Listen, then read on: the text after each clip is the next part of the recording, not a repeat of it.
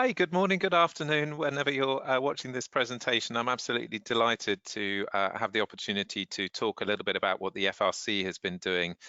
about the ever increasing demands on corporates to report information which is relevant to a wide set of stakeholders. Obviously, primarily the reporting that you do is a report to shareholders, to providers of capital,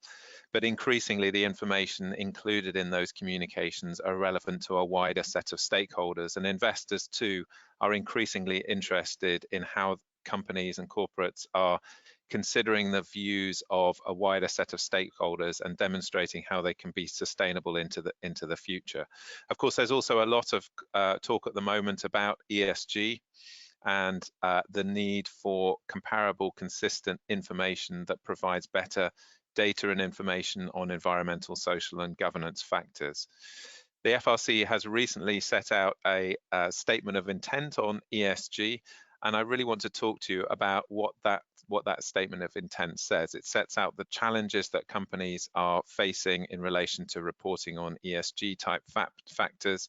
and also suggests some actions that we as a regulator in the UK will take to address some of those challenges.